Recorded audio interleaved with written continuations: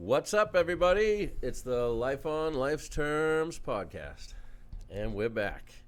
And I'm Tom Robinson, a grateful recovering addict. And like I always say, we're not affiliated with any 12-step program, although we do endorse them. We have a benefit from them. We do love them. Yes, we do. My name is Chris Mandeville. I'm a recovered heroin addict, and you can find us and like and subscribe us at LOLTerms.com. Yes, please do. We are on iTunes, Spotify, YouTube, and what I've recently figured out is if you're hearing impaired and you're watching on YouTube, you can turn on closed caption and they caption it instantly. Nice. Yeah. Which is great. So that's fantastic. But, yeah, and I'd like to put a big shout-out and a thank you to the people who gave us a review on Apple Podcast because we got 5 stars. Yes. Pretty psyched about that. It's all about the reviews. And we are here at New Way Recovery Center in Quincy, Mass. On Quincy Ave. Which is a great place. Yes, they are very gracious for letting us use this space to provide you with this podcast, and we are very grateful to them for that. Yeah. Tonight we have Mark. We were supposed to have a gentleman by the name of Warren who is an alumni of the treatment center that both me and Tom went through. And he's like the director here or something, yes, right? Yeah. But some stuff came up and we had to reschedule, so they found us a guest, which worked out perfect. Fantastic. So thanks for doing this, Mark. Of course. Thanks for having me. Happy to be here. Yes. So we're gonna turn it over to Mark. Awesome. Oh yeah, guys. Thank you for having me. Yeah, I was happy to fill in. I got the call. I was like, absolutely. That sounds awesome. Corey was great. Yeah, hit me up right away. It was great. Yeah. So my name's Mark. I'm an alcoholic and addict in recovery. Yeah, I'll just get right into it. Try to keep it as brief on the issues as possible, but the drug log, as they say. Exactly. Yes. Yeah. The war stories. Exactly. I don't want to rip that up too much, but DQ war stories. What's up? We've all been there. Yes. But yeah, so I grew up in Mansfield, Mass. I was actually born in New Jersey. I moved to Mansfield when I was going into 8th grade. Grew up pretty normal. I mean, my dad was an alcoholic, drank as long as I can remember. You know, always had a beer in his hand. But heavy guy at all times, and greatest guy ever, though. You know, give you the shirt off his back. Just struggled, you know. And yeah, my grandfather was like that. Yeah, happy drunk, just a great guy. You know, always had a beer in his hand. Yeah, you know, it's just what I remember. You know, and so I grew up, you know, with my dad there. My parents got divorced when I was young, so when I moved to Mass, my mom had some family around here, so. We moved with my mom, my brother. I have an older brother and a younger sister. Moved here with my mom. My dad actually moved to Florida to get some help. You know, finally was trying to get sober. Yeah. Now, do you remember all this? How old were you when you moved? I was up in here? 8th grade, so yeah, I remember it. Yeah, I mean, I had some things. Hold on. A little background. Yeah. Mute that. Sorry. No worries. Sorry, everybody. That was the ego kicking in. I wanted to watch myself as I did this show. Love it. Yeah, so I remember it for the most part. I mean, I remember some things that, you know, I was just living for all the wrong things, chasing all the wrong things, you know, all about myself. But even, you know, so that was just the beginning, you know, and I was just all about sports, you know. That was where I found my way to fit in, was playing sports. I played football, baseball, basketball. I fit in. I wasn't like, it's not like I didn't have friends growing up, but it was just like, that was my goal, you know, to have friends. You know, that was where my hope was found. Right, you know, that's where your attention was. Exactly. What you gave attention to. Yeah. So that, whatever me, that took. Me too. Yeah. I was the same way. Yep. I wasn't a jock. That's I like, didn't have sports. But that's how we get our identity. Exactly. You know what I mean? Right. And that's Cultivate huge the identity. for addicts and alcoholics. Yeah. Absolutely. So it's really, that's what it was. My identity was found in what other people thought of me, how good I was at sports, you know. So whatever that took is where I went, you know. So I started growing up, and once I felt like, you know, being good at sports wasn't enough. Everyone's partying, you know, so let me take a run at this, and I loved it, you know, and I loved it. And I found it way easier to to impress people, if you will, like when I was drunk, or Get at that get time. attention. Exactly. Yeah. Like the tension was off of me. I felt loose. I was able to, put on a show a little bit more than I wasn't worried about it, Right. when I was drunk. If you were seen as ridiculous, you were like, well, I was drunk. I was hammered. Yeah. Whatever, So that was, I ran with that. And, so I played football through high school. Basically just, I partied hard, drank hard. I was, just wanted to be the life of the party because I thought that was the coolest thing to be, And, so I did whatever came my way. I messed around with some, psychedelics, smoked a ton of weed, all that. And so I ended up getting a scholarship to play football in college, and I moved on and did that. And I went to Merrimack College my freshman year. I got got a scholarship, had a good setup, got kicked off campus my first month. for Yeah, it was a great setup. It was, I had it made, Awesome. I had all the, I wasn't paying a lot to go there. I had a place. I was, doing well. And then, of course, what comes first, is partying, and, my image, and so I ran with that. I was a kid who had a fake ID. I got caught bringing a bunch of 30 racks into a dorm, and I got kicked off campus for the weekends. And then it was, like I said, it was all about me, so I wasn't starting on the football team my freshman year, God forbid. Right, so right. it was like, I'm out of here, whether this is going to cost me or my mom or whoever money at the time didn't flow through my mind. Instant resentment. Exactly. It's just all about myself. Yeah. So I made that decision. Selfishness, self-centeredness. Exactly. That was the root. As of a the freshman, expecting to start. Oh, you yeah. know what I Who mean? are these guys thinking I can't Expectations. start? This is not fair. This Yeah. is not my fault. No way. So it was just all. I saw that not at the time, but once I finally, did some work, I was able to see that, which was a blessing, because like we were talking about before, this it's not until I saw that I was the problem that I was able to treat the problem. Exactly. So do you think you had humility issues? Oh yeah. Humility problems? Oh yeah. Nothing was my fault. I thought it was the greatest thing coming out. And I was always deflecting the blame to other people. And I truly until I wrote some inventory when I first got sober, I truly believed these things that it wasn't my fault, and that I had a bad, people were out to get me, this wasn't fair, I was very delusional, Alcohol can take a root in because I was the opposite.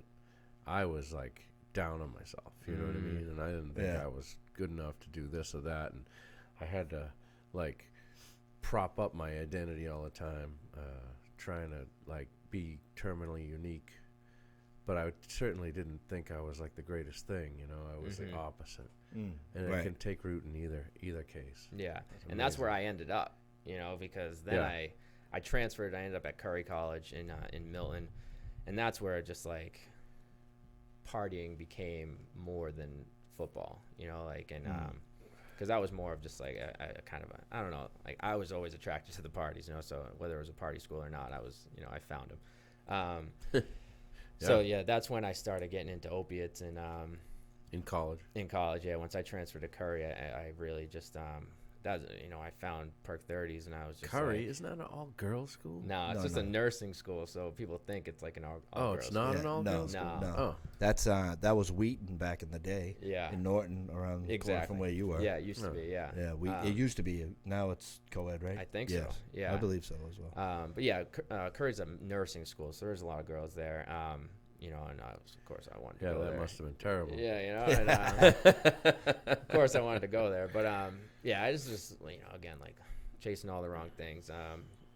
Looking for contentment and all the wrong things. Yes. And Trying to fill that hole. Exactly. And just feel okay with anything that you get your hands on. And it's whether I felt okay or not, it was fleeting. It was and in and out. From the beginning when you started, and I've said this before, I think my first addiction was attention. Absolutely. Yeah. And I never really thought about it that way. Mm-hmm. I say it all the time. I didn't care if it was good or if it was bad, as long as it was on me. Very similar. Mom and dad got divorced young, 7 years old.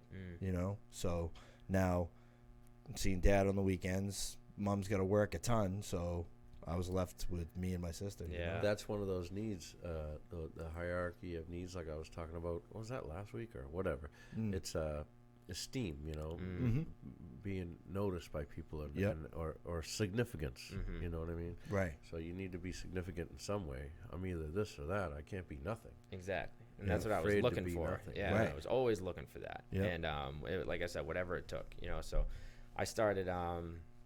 I was playing football, and that's the thing. I was always able to mask it like I was doing all right, and it was just lie after lie after lie. That was one of the main things I saw when I got sober. It was just like I hadn't told the truth in a long time. It was just always covering it up to how I wanted to look and how I wanted to be viewed by people and what I wanted them to see of me. Not what I was never honest about what was actually going on with me. Right. So right. I started. It's a lonely ass place. Oh, it's terrible. Yeah, man. It's just like, but at the time, I'm thinking I'm controlling it all, and I got this, and I'm gonna figure this out, and if I could just get this to fall into place, and everything's gonna be all right. And then of course it wouldn't. Trying to arrange everything. Crash and burn. Putting on a show. I thought I was the actor or whatever.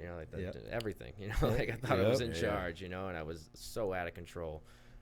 So I started. I started doing 30s, and I didn't think it was a big deal at the time. I was just OC 30s. No, the Perk 30s. The blues, Perk 30s. Yeah, okay. blues and OCs, those would be time release. Perk 30s are like straight up down. boom. Exactly. Yeah. So I did my first one. I was like, oh, this is what I'm looking for. I can do this all the time. I don't have to wait until whenever.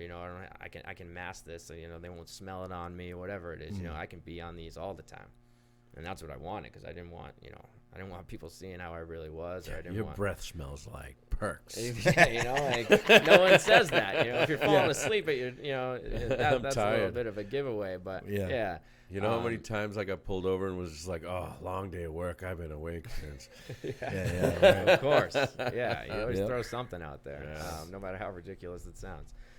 So I end up I'm selling them to my whole football team. I'm justifying it these guys need these to recover from the games. Just craziness. All that bullshit delusion you tell yourself. Crazy. Have you ever seen the movie The Smashing Machine? No. Mm-mm. Oh my God! It's about this guy Mark Kerr, and he was addicted to painkillers, and he was a cage fighter in an organization called Pride. And he was like heavyweight, and he was jacked. You know what I mean? Can you imagine, being across a cage from somebody like that who was totally messed up on no opiates, care. Exactly, and feeling no pain. Yeah. Oh God. Yeah. That's crazy. Yeah. But that's how you feel when you're like that, But you're really just postponing just destruction. Same thing with football, I imagine. You're smashing into people. You don't give a fuck. You're just delaying destruction of your body, of your life, of everything, your mind. Your it's brain. Continuing to put that on. So I fast forward. I get through school somehow. Again, just putting on the show, and then I get out. I end up. I owed some kids some money up there that was giving them to me, and I just kind of got out of Dodge. I was just like, I'm out of here. I'm not cutting ties with that. Moved home. Finally told my mom, I was like, listen, I'm addicted to painkillers. I need to get some help. Ooh, so at that point, that was jumping off point or whatever. That was I thought so. That's a tough. He just pulled the covers on himself. That's exactly. all. I thought this is it. Finally I did it. It's I feel so much better now. I told her, and then I went to detox for the first time. I stayed the 5-6 days to get medically cleared. They put me on Suboxone. I left with the script of Suboxone, and that was the beginning of that whole nother journey for me. For me, it was I just wasn't ready. At that time, that was I hadn't experienced enough pain. Not being ready, and having been given a prescription for Suboxone, what was that like? What did that do for you? Basically, for me, it looked like taking them for, I'd say, less than a week, and then finding ways to sell them. I found out how much they were worth on the street. I found ways to sell them just so I could start doing what I was doing again, and it. Buying what, dope or not yet? Perks? Not yet. I was still doing perks at this time. And just buying those, and then I did perks for a little while. you know, I was always saying I'm never gonna do heroin. You know, I'm never gonna do Yeah, dope. right. You know, like, that was my thing. Like I'm not as bad as everyone else. You know, because I'm just doing 30s. You know, and meanwhile I'm still stealing from my whole family. I'm you know, the destruction was there, but like on the perks. You know, I was robbing my mom, or you know, robbing. And they know all this now, you know, but it's just, I don't, you know, it's tough to talk about. And it's crazy, like, the switch over to heroin is basic economics. Yeah. Like, I can't afford these pills. $30, $35 sometimes for one pill. It's the same thing with the needle too. Yeah. I ain't never gonna shoot up. It's like you go from sniffing to shooting. Just wow, I can get high like that. Exactly. You know? It doesn't take much. You know, it didn't take much twisting my arm to make the switch to dope. You know, it was just like there one day I was, you know, obviously like if it's in front of me, I'm gonna do it. You know, and that's how I did it. And I ended up getting together with this girl who got high the same way. Got introduced to crack, you know, and I really became like that became my thing, you know. And I you switched drugs of choice? I switched, but I still had, there was all still there. You know? Because every time he got up, he had to come down. Exactly, you know. So it's just that vicious cycle, and you know. But in between that, I before I met the girl, I ended up going out to. I came to another jumping off point, you know, and my mom, like full blown intervention on me in my basement. I was living with her. I was stealing money from her and my stepdad, and they found out. I knew it was only a matter of time until they, you know, approached me on it. I was knocked out in her basement. They woke me up. My full family, letters written out. Oh, so it was just like intervention, just like the show. Wow. Tears. You know, and did you have to sit there and just listen to? I sat there, but I might as well not have been there. You know, it was just like it's terrible. You know, but I was just like, how quick can I get out of this situation? You know, it was like, in one ear out the other. Isn't it funny how you just, if you're not ready to hear it, you just don't hear it. I had an intervention as well, and I was like, this is a pain in the ass. You know what I mean? I just want to get high. I just want to get out of here. Not thinking about them at all. I know. Well, I was like, I know they're right, but like, I just also know there's no way I'm going to be able to do this. But I agreed to go. That's when I went to Gosnold. Yeah. But yeah, that's the thing. Like, and I look back at that now, and it, you know, and it's that those experiences have all been used to show me how, you know, how selfish I was and how selfish I can be. You know, like how I'm prone to be. You know, when with the drugs or without the drugs, really. You know, if I'm not, you know, living my life the right way, if I'm not putting my hope in something that can actually help me. You know, finding my identity in something that is going to lead me to life, not to death. You know, and so, you know, before we get there, just like, so intervention me, they're like, go to rehab or you got to move out. So I was like, all right, I'm out of here. You know, I packed my stuff. Well, that's easy. Yeah, it was a no-brainer for me at the time, you know, and tears, you know, no family members crying. It was, you know, and I was just like, no, I'm out, you know. And so I moved in with some friends. I had some friends that would take me in a lot and just put me on their couch. So I moved in there. I stayed for about 3 months until I finally ran out of all resources. And, you know, that was always like, I was never getting sober unless I was like completely out of luck, you know. All money, cards gotta read zero. I owe every dealer money. You know, just completely out of it, you know. So I finally told my mom, like, all right, I'm ready, I'll go. And so I went to this program in California. It was called Narcanon, and it was like, I think heard of it? Yeah. I think I actually see the advertisements on Facebook. You might, yeah. It was different, you know, but either way, like what they taught me or not, like I got away for 3 months. You know, I was in California for 3 months. I put my weight back on. I was sober. You know, no substances for 3 months. You know, and I came back and I was like, this is, you know, but I did no work on myself. You know, it was all external. So now, when you were out there, did they push 12 steps or meetings or anything? No. It was very much just like a vacate. It was very, very cushy, much like a vacation, you know, massages, get away. acupuncture. It was just like, get away. You know? This is it. Cleanse your body. You know, like there was like sauna treatments. It was like cleanse the external, cleanse your body, you know, like that stuff.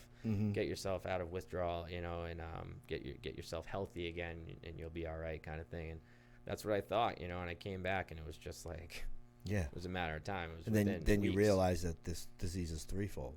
Yeah, and I still didn't even realize it at that point. You know, like I should have. All the evidence was there, but I was still blind. You know, so I started drinking again.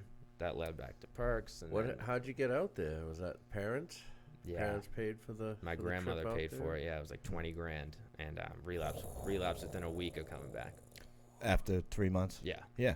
Out there for 3 months, came back within a week. I was drinking again, Yep. and my! because I was like, I can still drink. You know, that was my thing.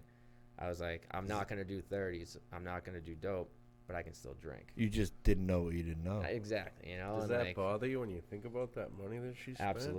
Absolutely. But I mean, and then I stole some money from her after that, and some things from her, and after that, you know, which is crazy, you know, like just to think about. But I got an opportunity to make an amends to her once I got sober, and obviously, like, that's a lot of money, and I was like, Nana, you know, like, I am so sorry, you know, like, I will do anything I can to make this right. Like, I will get on a payment plan. I will do whatever I can, you know, like, I just want to let you know that I am remorseful. I'm acknowledging how wrong this was. I'm coming that clean. Means like, probably more than. And she was just like, she's like, don't worry about it. She's like, the way you are now is worth more than all that money. And it was one of like the most rewarding amends I've ever made. You know. Yeah. Right.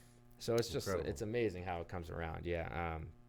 But yeah, so I come back, and then I get with that girl, and like, long story short, I end up just in a real bad place. You know, just in and out of detox. I go to detox and I'd be gone like a day every time.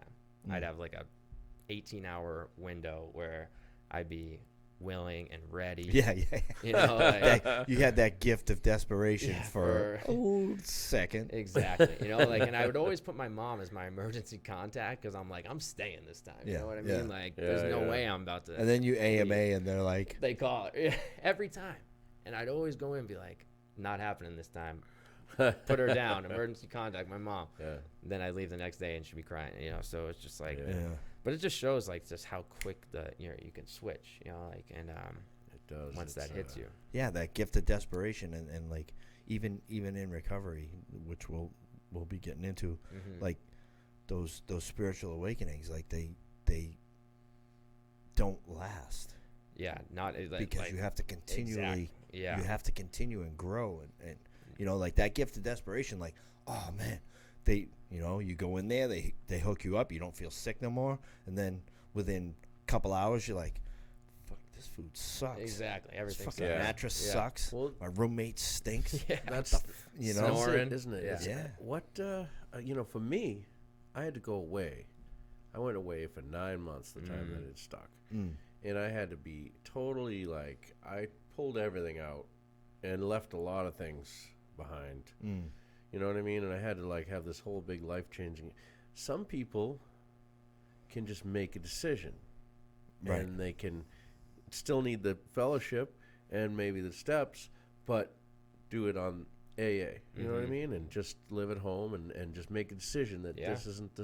Yeah. Oh, it can be done from the street. Yeah, absolutely. And I don't know how that happens, but I know what happened to me was, every time I tried to just do it with AA, I was back out, back using. I had to go away, and I had to have a circumstance where I was so afraid to leave the protection of that program. You know what I mean? That I knew, because I knew what would happen, and I knew I would go out there, and I just wanted to keep going to see, to get away from that. But that's the thing. We say we do AA. But what we do is we do meetings. We fellowship. That's right. We hang out. We make friends. Right. We don't do those first 164. Yeah. And that's why AA sucks. Yeah, it's not for me. Yeah. No, AA doesn't suck. No, AA doesn't suck. Yeah. And it works. It works wonders. Yeah. However, I don't believe that I would ever have gone to the extent of doing all that stuff. I needed to be locked away from the world. Which, some people do. And it's tough. We're stubborn. Yeah. We're undisciplined. We don't want to sit down and fucking write about ourselves. Like, who wants to do that? Yeah. But once you do it and you reap the benefits from that, then you're like, listen, just listen. Like, I know what you've been doing. I've been there. Like, God graced me for almost 8 years around here. Thank you. Yeah. Thank you. Amen. I didn't relapse and I didn't do anything. Yeah. Like I did Wow. AWOLs. Like I lived a Cursillo. I did some I did some stuff that Cool. like helped me, that and it kept it at bay Mm-hmm. for as long as it worked. You know what I mean? Well, it expanded your spiritual. Yeah, counseling. Like there was a lot of things stuff. that I did. Yeah. You know, 12-step was another one of those things. Yeah, Mm-hmm. right. Yeah, and that's just the way I see it. It's the only explanation for me is like God graces us with those moments of clarity, with those whether it's in a jail cell or whether it's on the street. You know, like those gifts of desperation. We just got to take advantage of them. 'Cause like you said, they'll go away. They will. It's not even that. It's like other things come in. Yes. You know, and take over them. Absolutely. And that still will happen. You know what I mean? Unless like there's like I've heard it described like there's like a stream going the other way, and unless we're fighting upstream in our recovery and growing our spiritual condition, we're gonna fall back. What's the word they use? Trudge. Exactly. Trudge the Trudge road. the happy So road you're of destiny. if you're trudging through something, you're working through it. Exactly. You gotta like there's stuff pulling you back. You know, Yeah. and you just gotta keep fighting. Which is what I love about it. Yeah. I don't like that analogy for my life now, though. But of course, I've been a few 24 hours, but I don't feel like I'm pushing against a stream that's going to bring me back into addiction. No, I think we're saying more like when you have that spiritual awakening, you go through that those steps. You work up to your amends. You know what I mean? Like that stuff's not easy, but you also need to. Like I know that you feed your spirit. Exactly. You're constantly reading. You're constantly watching. Videos. And you know what I mean. So you're attempting and willing to grow. That's what I'm saying. Exactly. Like if we're just thinking we're just gonna rest, get sober, and rest on And that. just go back to your back. old ways. Yeah, go back to your old selfishness or your old laziness. Exactly. Or It's gonna be thinking taking the world you in a back. shallow way. Yeah. I know that when I got sober, it was like a lot of the ways I thought before were bullshit. You know what I mean? A lot of the things I put emphasis on were not as important as I made them out to be, and they were bad for me. Yes. You know what I mean? And so, I think that grow. That's how I think it. I feel it. Just continue to grow. Exactly. And it's great. Absolutely. It's great. Very rewarding. Yeah. Wonderful thing. I agree. Yes. Yeah. It's You know? awesome. You awaken your spirit constantly. Exactly. Yeah. Because Just it'll keep go back doing to it. sleep. You got to keep go doing back it. to sleep. Yeah, or other things Yeah, come in, Yeah. and they fill you with lies, So, Yep. but yeah, so that's the stuff I want to talk about. So just fast forward to like, I ended up getting locked up, and I Jail? I just for like a month, just until my court date, and I got put on probation. Down in Dartmouth, because I got arrested in Attleboro, and so I was down there for like a month. Yeah, I did some fence down in Dartmouth. Yeah, it was House of fun. Correction or something like that. Yeah, Dartmouth House, yeah. And I was in there, and I was just strung out, man. I was like completely just dope sick, kicking on the, That's my trying to story. take showers 3 times a night, just because I was dying. I couldn't do it. I'll take another shower. Yeah, maybe that'll help, and so I get through, I got through that, and I get out, and I go to this program, and I'd never been to jail before that, so like I finally started feeling better, and I was like, that sucked, like that was terrible, and like so I get to this program, and I'm a month sober, and this program's like new. It's like a new house. I was the only one there. It was like nice bed, nice shower, nice like warm meal, and I'm like, oh, this is great. I don't have to put up with being in jail anymore or whatever. I'm like grateful for like a day. The next day, my normal thing, I'm like, I gotta get out of here. I'm like, this is, I can't do this. I gotta get high. Like I had no other outlet, I had no other thing to go to. That's how I felt. I so relate to that. Yeah, and so I'm like, I called my brother. Like I wrote down this kid's number that I got in jail. He sells dope and crack in Pawtucket, and like I have no money, no car. I'm calling him from the house phone at this program, like, hey man, leaving him messages like, give me a call back. Actually, don't call me back. I'll call you back. But this is Mark, like just great, just like thinking I'm gonna work some way out for this to happen. And finally, I called him like 5 times. By the grace of God, he did not answer. And then I was just like, I need some help, So I went down and I talked to the people who run the program. I came clean. I was like, this is what I'm doing. I'm freaking out. Like I feel like I need to get out of here. Which, if you break it down, is a spiritual awakening Absolutely. of the educational variety. Yeah. Yeah. You did something you normally didn't do. Normally I we got went. honest. You for the opened your first mouth. time, and it was just Right. it was like that gift of desperation, that moment of clarity, Yeah. you know, that was given to me, and I was like, all right. Willingness. Yeah, I finally had it, and they were like, all right, you know. And the next day we started reading the book, going through the steps, and it was like a 30-day, 12-step program. You know, you go through steps 1 through 7 while you're there, and I really just jumped into it. And I'd never done the steps before. I'd gone to meetings, you know, but I'd never done the steps, and I really just like I dove in, man, and like the things that happened, like there was just some crazy things that happened, like God lined up for me along the way. Oh, it was amazing. Like I told you, my dad was an alcoholic. As long as I knew him, you know, he actually passed away in 2018. I'm sorry, 2008, when I was 18. Right. And he was living in Florida. I was in Massachusetts. I was 18. I was a senior in high school. I was the quarterback of the football team. I was just like caught up in all of that, you know, like caught up in myself. My dad passed away, but he died of liver failure. He was 2 years sober when he passed away. His liver was shot, you know, and so he passed away, and like, man, I just kind of kept it moving, you know. I mourned for like his funeral, you know, and the rest, I don't know. I had resentments against him, you know, for like how he was when I was on that same path, you know, and like it came full circle. But when I was in this program, and I'm like, step 1, you know, you got to, you know, you came to believe, or, you know, you admitted you were powerless and that your life would become unmanageable, you know. So like, I was there, you know, like I had seen that. I just like, I was in jail for like stealing from those kids that would put me up on their couch, you know, like my best friends, you know, and like, so my life was a mess, you know. So I'd seen that, and then came to believe that a power greater than yourself could restore you. And for me, that was like, I don't know, you know, I had no belief in a God that could like do something like that.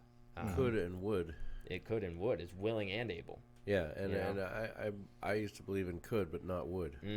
Yeah. Which is so stupid. It's Yeah. so crazy. It's like, just the deluded mind. Absolutely. Of the It's tough though when you don't have like any kind of background in it, like teaching anything. You know, it's like it's CCD. Okay, I go there. I can know enough to pass. You know what I mean? And I know I can go through the motions, get my confirmation, see you later. Exactly. You know? And I didn't even make it there. I got kicked out. You know? You don't understand. You see, I, as a 10 or 11, 12, 13-year-old kid, had the Bible on tape.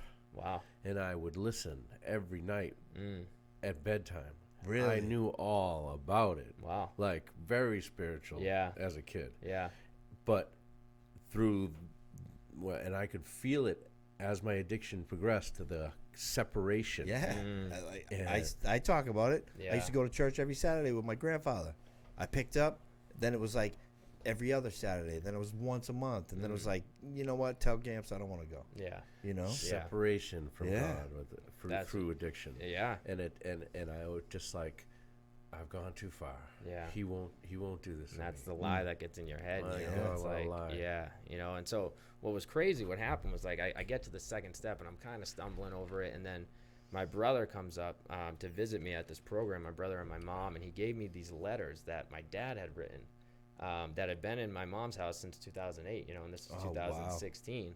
And it's all about like God and Jesus and like that, you know, he's been forgiven and that his life is new. He's got a new life and all this stuff. And like, I was like, what? You know, like, who is this guy? You know what I mean? Like, I had never seen these, or at least if I saw them, I wasn't awakened to them. You know what I mean? Like, I wasn't looking at them with significance, you know. And I see these at that time where I was wrestling with this, and it's like, okay, like if God can change this, my dad, who I knew as a alcoholic for this amount of years, you know, like pretty much my your whole life. Yeah, I didn't know Yeah. him really sober. I wasn't around, so if he could change him like that, I was like, all right, maybe this could work for me, you know. And it's just the timing of that was crazy, you know. So I still have those letters. I read them all the time, you know. It's just like, There are no coincidences. Exactly, you know. So that came along, and then I took a third step, and I mean, I started writing, and like just all these, you know, like just little spiritual awakenings along the way. The educational variety, you know, there was no white light, there was no, you know, it was just like the more and more I did it, the better I felt, you know. And it was like I had these feelings of like, man, like this is what I've been looking for. Yeah. You know, like, something happens and you're like, that's what they're talking about. Exactly. You know, There- like there this it is. feels good. You know, like Yeah. I used to think like the fleeting pleasures of getting high or approval or whatever felt good. Like this Yep. feels good. This is lasting. This is Mhm. something that doesn't change. You know, like Yeah. so. Gives and provides self-respect. Absolutely, and it doesn't lead to destruction of your And it life. doesn't you doesn't know? cost any money. Yeah. You know what I Doesn't mean? It's cause a free feeling gift. feeling of impending doom. yeah, Exactly. and it's fairly easy to attain. Yeah, and it's keep- free. yeah, You know, keep it's going. just, yeah, you just give it away after you get it. Mhm. You know, so like, I go through the, you know, I went through the steps. I was just having like an amazing awakenings the whole time, and then that rehab I went to started bringing us to church, and I was like, at this point I was like, anything I don't feel like doing, I'm gonna do. You know, Yep. like anything I don't want to do, I'm gonna do. I've been there. That was my rule. Yep. You know, like Yep. because everything that was good for me, I was like, no, I don't want to do it. You know, so Right. Yeah. I was just conditioned the wrong way. You know, so I started going to church, and I was hearing this like the very similar message that I was hearing in AA. Yeah. You know, like You can shout it out, Life Community. Life Community Church in Quincy. Yeah, is where I Yeah. started going, and like I'm hearing like, you know, surrender to God. You know, like submit to God. You know, to God, give your life to Him. Like ask Him for help, and you will be forgiven of your sins, and you'll be, you know, made new, and you'll be given a new life and new energy, you know, like a new heart and all this stuff. And I'm like, this is like what's happening in my life right now. You know what I Right. mean? Like I Mm. feel new. I feel like I don't want to chase after the same things I was chasing after for so long.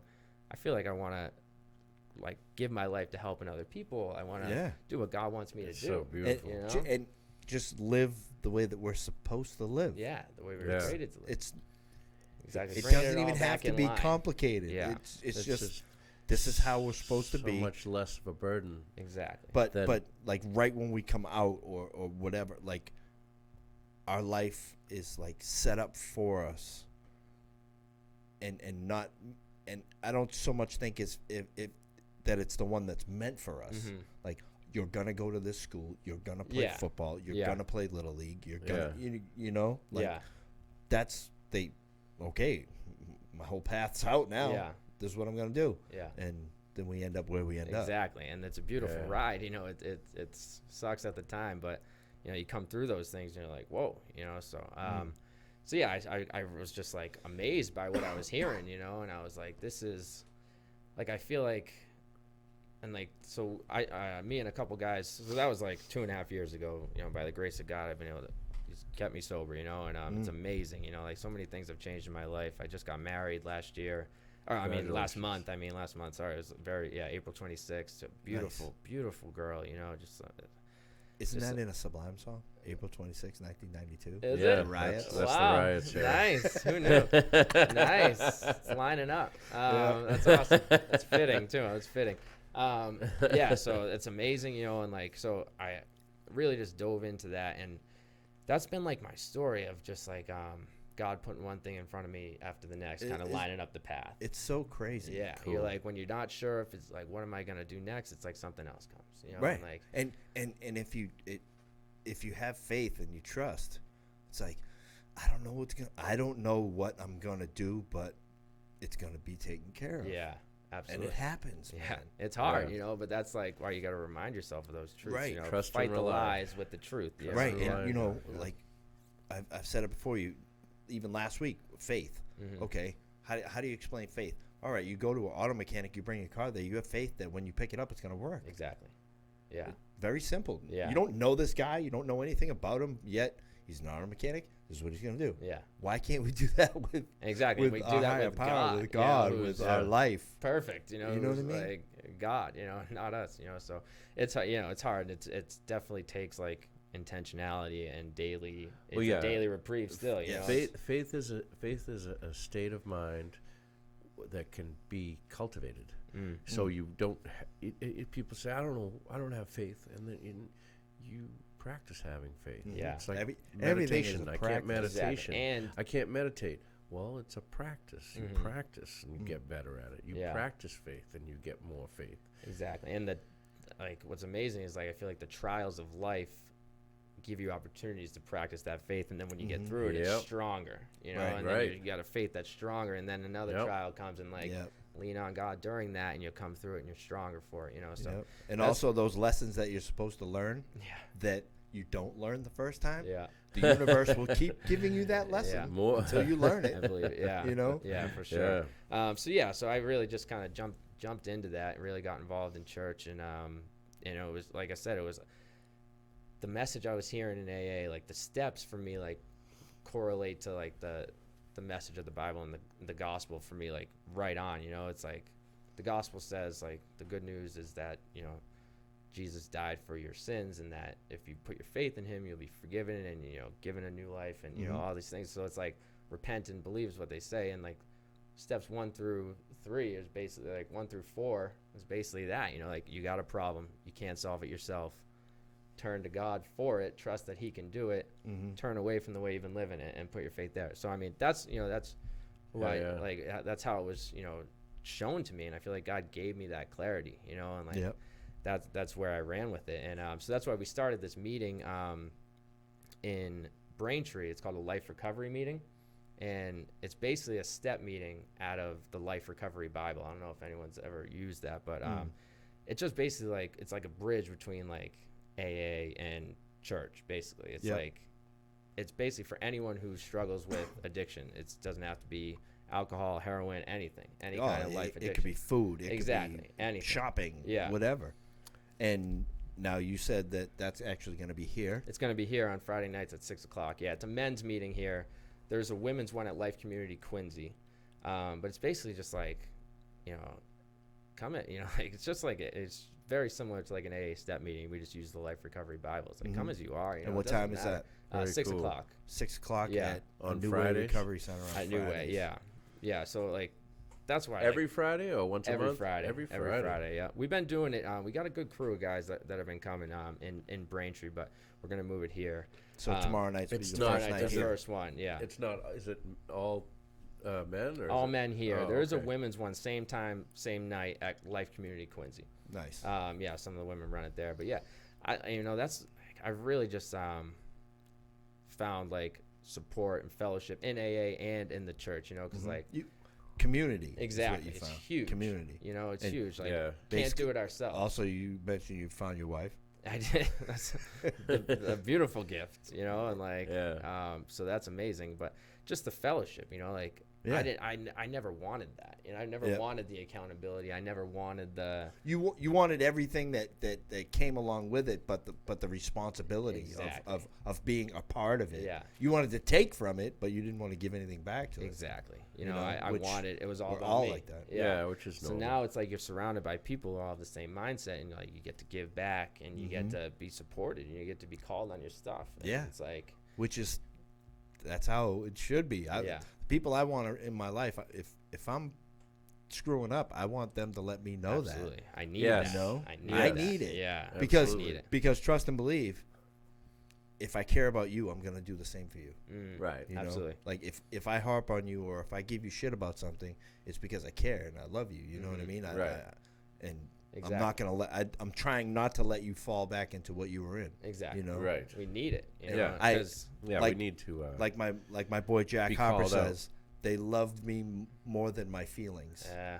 That's huge. Oh, yeah, that's interesting. You need to speak the truth to people. Yeah, and like I need the truth spoken to me, and that's what like AA gave to me. That's what church has given to me, and like this recovery meeting is given to me, and like it's the same thing.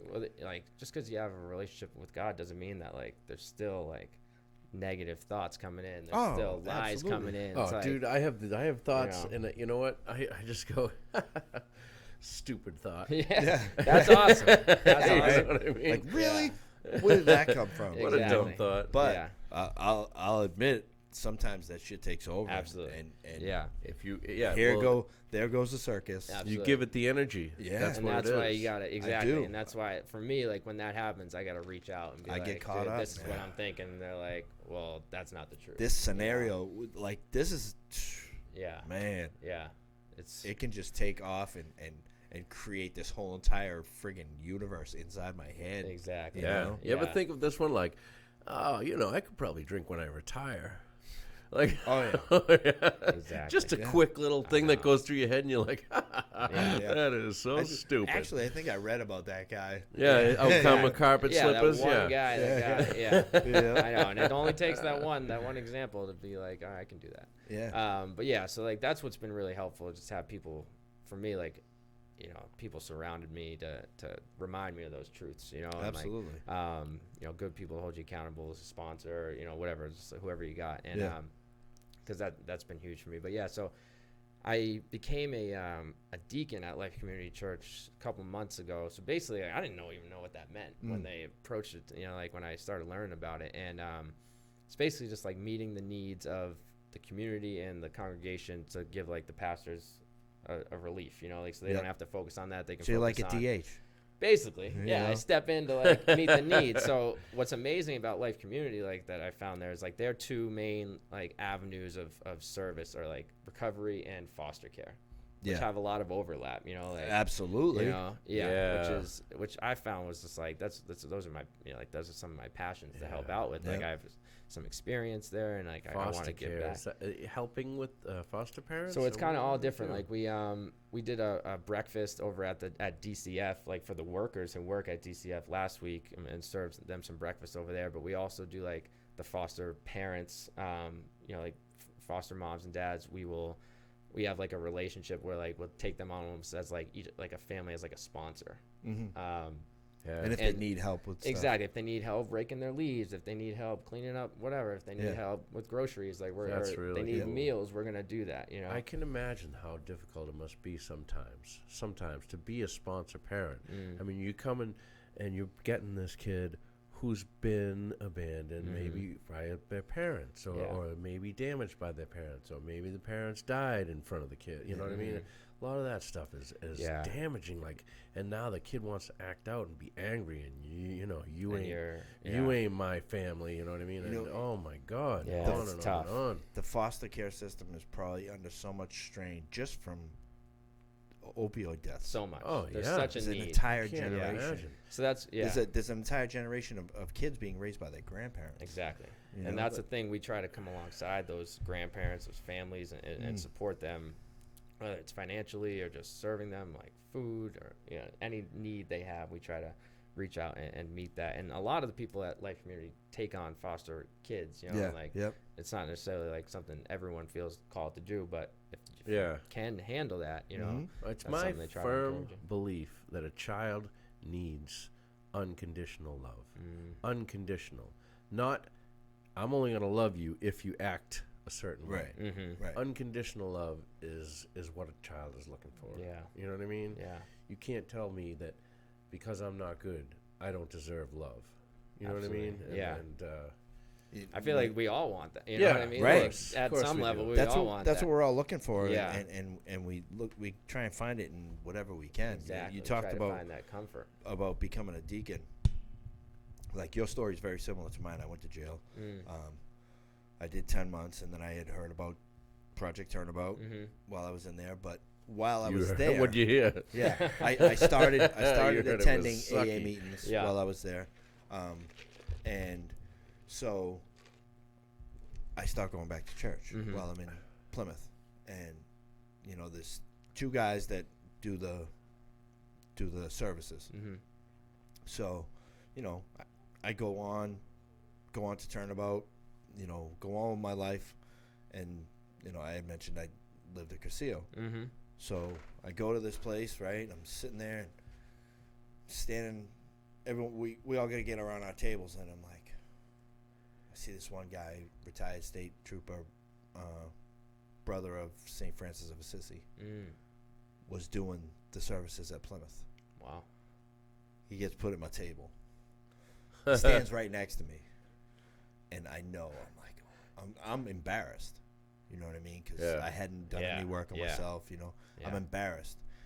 And big guy, and he looks over and puts his hand on my shoulder. He goes, "None of that stuff matters here." You know what I mean? He knew. He remembered me. Wow. You know, and then later on in the weekend, he was like, "Chris, do you mind if we share with these gentlemen how we met?" That's awesome. And then we're eating, and I see this little guy buzzing around, and it was Deacon Hank from Plymouth House Correction who was really? doing, he was doing the mass that I used to go to. That's awesome. Wow. You know, it's just so crazy, like how Exactly. It's like you said, God places these things. Yeah. Like, listen, watch this, watch this. Exactly. If anybody is wondering, Casillo is a Catholic retreat. It's a journey into Christianity. Yeah. Cursillo I know a means bunch short of people course. that have done that. Short Yeah. course. Yeah. Had some good experiences Yeah, with that. it's- Yeah. Oh, was it was amazing. incredible. You've done too? Yeah. I Oh, went. nice. Yeah. It was incredible. How about the closing?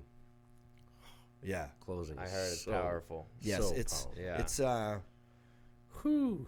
there's like there was some things that happened on that weekend that only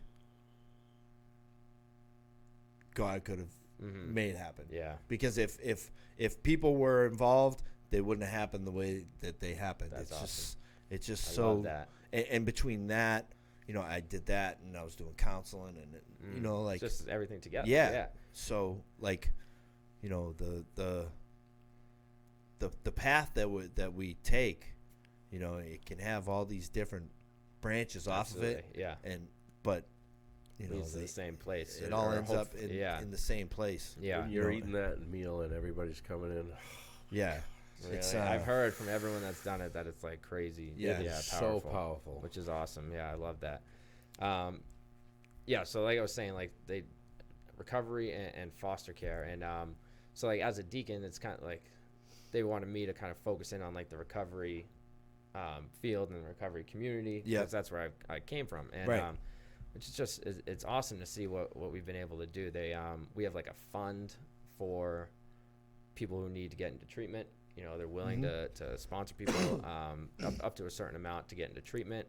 If you need support in buying food, if you need support to pay your rent at a sober house this week, like like you can reach out to me and I'll, you know, I can talk to whoever it is, the pastor, and provide those resources. Yeah, which has been pretty awesome to be a part of. It's just another way to give back to that, and just pretty cool to be backed by Life Community in that. To kind of support that. Yeah, like you walk in there, it's like, yeah, you know, like I know half the room and it ain't from there. And you know that's what I mean? the Which thing. is great. It's just welcoming in, because that's what God does for us. You know, it's like come as you are. You know, like I can work in you to make you what you need to be. Like you don't need to come to me perfect. You know, it's like come to me the way you are and ask for help. Right. And rely on me and glorify me in that, and then you know, like you will come to where you need to be. It's like he don't want the perfect. No, you know what I mean. He wants reliance upon him. Yeah. And that's the thing I've noticed is like, man, like something really opened my eyes. You know, like maybe like a year into being sober and like going to church and stuff, and it was like I heard this line that said like, it's not that our desires are too strong, it's that our desires are too weak. You know, like we're desiring the wrong things, you know, like by we're settling, you know, like we're too easily pleased, you know, like by messing around with drugs and messing around with approval and whatever, money and all these material things. Exactly. They're not satisfying. You know, put your hope in God, seek after him, and you're going to experience joy and contentment and satisfaction that you would never get from those things. Right. You know, and so it's like we're too easily pleased, not too, we're willing to settle for little nothing, you know, these little things, and we're things. settling when what God has for us is just like these a life so that much you couldn't better. imagine. It's like being out there. It's internal like, peace, you know. hey, I got a half a bill. All right, exactly. whatever. I'll take it. It's like it's like we're just settling over and over and over again. And it's just so it's just like getting on that journey of you know, seeking him. And like you said, it's got bumps in the road. It's got like detours sometimes, you know. But absolutely. Like, just keep, you know, one day at a time. Like I used to hate that saying, man. Like I'm like, what the heck does that even, you know? Like, what does it even mean? You know, I used to hate it. Like it's like the most cliche thing, but it's like it's so true. Yep. You know, like worry about what you're doing today. Once you get that concept down, exactly, and realize why it's that way. Yeah. You know, it makes so much sense in all of life, not even just in recovery. You know? Well, I think that there's deeper benefits you can get from that idea. The idea of one day at a time is very similar to mindfulness of in the present moment. Mm-hmm. Yeah, it's even better when you appreciate that all you have is right now. Yeah. Everything else is a story in your head. Yeah. Keep your head where your feet are. Promised. You know? Yesterday. That's really story good. in your head. It's just the thoughts. Yeah. thoughts and thoughts and thoughts. But right now, we have this. Yeah. You know? That's good. Yeah, that's something I got to remind myself all the time. You were talking about how you would get somewhere and you'd be there a day and you're ready to ghost. Like I started going back to therapy again, and my therapist is like a brain guy. He knows a lot about the brain and how it works. And he was like, listen, you have 3 primal instincts, like to eat, to protect yourself, and to procreate. And when you start using drugs and or alcohol for so long, like you readjust your primal instincts. So like you stop doing, you know, what you've become accustomed to. Yeah. Like that's your body just wants to go for that. You know what I mean? Right. You Because replace the you're primal thinking with instincts. this part of your brain, not this part of your brain anymore. You know? Yeah. You replace primal instincts of like procreation and or eating Yeah. with dope or with booze getting or high. whatever Exactly. it is, getting and that high. just becomes over and over. Yeah. And you become a That's slave to it. That's the And- dopamine that you're looking for now. And instead of when eating. when he broke it down like that, and this is, you know, I'm, you know, 17 years sober. Like I don't know everything, thank God, and I can learn this stuff. You know what I mean? Yeah. Like I'm grateful for that. Absolutely. I don't want to be that guy. Who's, no, I got this. You know what I mean? Yeah. I don't want to be that crusty old guy. No. And that's what I think, like, realizing just, like you were saying, like, all I have is right now. This is a gift, you know, and, like, I'm grateful for it. And because that's when, like, when I started thinking, like, I'm doing this myself and that, like, I'm in control, that, you know, like, I can Ego, figure this man. all out. It's Easing like, God out. Exactly. Ego. And, you know, like, it's not only, like, will it lead me back out, but it makes me, like, judgmental towards other people and ridiculing people in my mind, even just, like, it just becomes all about self again, you know. And That's right. And comparing to other and people. it can happen. It can happen like that. Exactly. And it's sneaky. Am I as good? Yeah. And then bolstering yourself up with false ego, saying I'm better. Exactly. Yeah. You know. Exactly. Dude, so that's so crazy. true. Oh, Yeah. God. That's So spot crazy. on. But yeah, we're about there, man. Yeah, we're about there. I mean, I could So, do this all night. I know. Yeah, I love it. Thank you guys. Yeah, You know, this is thank you awesome. thank you for coming on. Thanks I for appreciate coming on. you know Of course. you stepping up and filling more shoes tonight. Yeah, absolutely, guys. I'd love to. It come on happens. anytime. It all happens the way it's supposed to. Absolutely. You know. Yeah. So we're doing a new thing, discussion podcast, and we're asking the members, the people who've already been on, to come back. Maybe you can come back and do a discussion with us. We usually that, we'll have a couple people so that we can bounce things off of. Bounce We'll things come up off. with a topic or whatever. Topic discussion. Would love that. That'd That's be a awesome. new. We've done 2 so far. We're gonna usually we're gonna try to do the third podcast of the month is a discussion. Cool. Yeah. So Yeah, that's awesome. I would love to anytime, guys, and I love what you guys are doing. and here, again, Thanks a lot. Friday night, 6:00, New Way Recovery Center. It's Life recovery meeting. Recovery meeting. Yeah, men's Nice. meeting here on Friday nights. Men's, It would be And a woman's at the Quincy Life Community Church. Yeah. Yep. Same time. Same time, Same 6 time. o'clock. Yeah, all are welcome. Yeah. I'd love to have anyone come. Anyone be great. has any questions for Mark or ourselves, just reach out. You can message us through the page. Message us personally. Yep. If you want to come on the show, message us. Yeah, through the page or absolutely. personally. Anyone that wants to appear on here, you think you have a story to tell, let's do it. Let's do it. Awesome. All right. LOLTerms.com, everybody. Thank you Yes. very much for tuning in. Like, subscribe, share. We will see you next time.